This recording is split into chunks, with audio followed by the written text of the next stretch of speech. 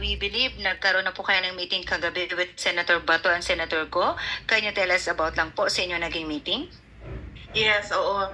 Kagabi na meron kaming dinner meeting ni Senator Bongo at ni Senator Bato de la Rosa. Pinag-usapan namin unang-una yung problema ni Senator Bato de la Rosa sa ICC. So nagbigay ako ng konting legal advice doon, base na rin sa mga nabasa ko about sa ICC. Tapos pag-usapan namin ang midterm elections, politika. Karamihan ng pag-uusap ay politika at kaparte siya ng midterm elections. Wala akong nabigay ng mga commitments sa kanila. Sinabi ko sa kanila na siguro mag-antay muna tayo ng survey ng September or October bago yung filing, bago natin pag-usapan kung anong gagawin para sa midterm elections. At ang napagkasunduan lang namin doon is paniguraduhin at i-encourage ang ating mga tao, mga kababayan na paniguraduhin na malinis yung halalan ng 2025. Malinis, okay. Ibig sabihin, walang pandadaya na mangyayari sa lahat ng mga positions, walang ma-disenfranchise ng mga voters, yung mga ganon. So, importante sa amin yon na magkaroon ng respeto ang lahat sa kung sino man yung mga pinili ng taong bayan.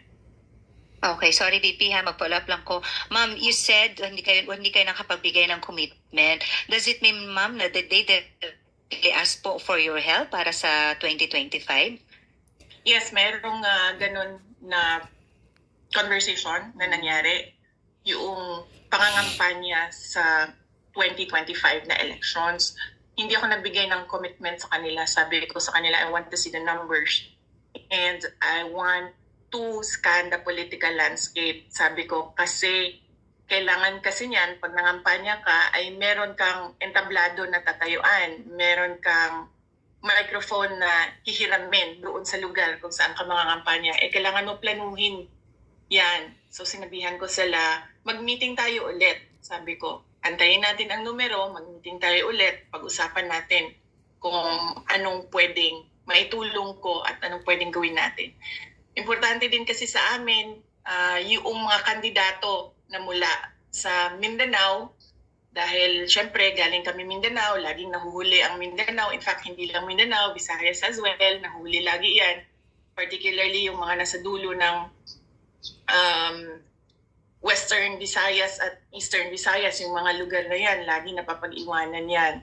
So sinabi ko sa kanila, mahalaga din na dalhin natin ito, istorya ng paano ang peace and development sa Visayas at Mindanao. Ma'am, sorry. SMNI, sorry kapatid, bago ko ipasa sa'yo. Ma'am, what do you mean when you say antayin ang number? Are you referring to the ranking of the said candidates po, ni si Senator Bato at Senator Bongo? Yes, opo. Sabi ko sa kanila, antayin natin ang surveys, tapos mag-meeting tayo ulit kapag nakikita natin ang numero ng mga surveys, tapos mag-meeting tayo ulit, pag-usapan natin kung paano ako makakatulong at kung ano ang pwedeng gawin naming tatlo para sa kampanya. Dahil sabi ko nga, mahalaga sa amin ang Visayas at Mindanao sa pagtutulak ng peace and development dito sa ating government. Alright, thank you ma'am. Okay po. Ma'am, kayo na po muna ulit. Ma'am Hana po may tanong.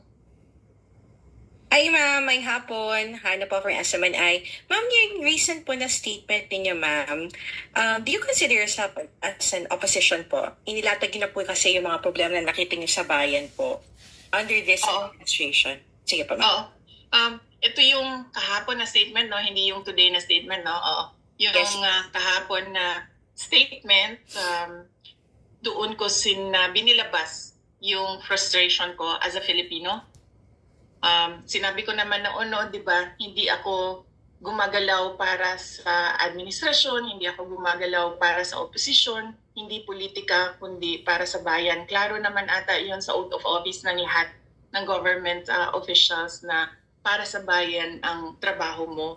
So kung ano yung sa tingin ko tama para sa bayan, yun yung sinasabi ko. So yung frustration ko as a vice president and as a Filipino sa mga nangyayari or naririnig natin sa ating gobyerno, nilabas ko doon sa statement. Sinabi ko sa ating mga kapatid na Muslim, sa mga iba't ibang tribo na Muslim doon sa Davao City, kasama na yung mga nasa MNLF, na hindi na yung usaping seguridad ko, personal na seguridad ko ang mahalaga eh. Ang mahalaga, lagi kong sinasabi yan, diba? Sabi ko, makakatrabaho naman ako kahit wala akong security. Walang security. Pero ang mas mahalaga ay yung seguridad ng bayan.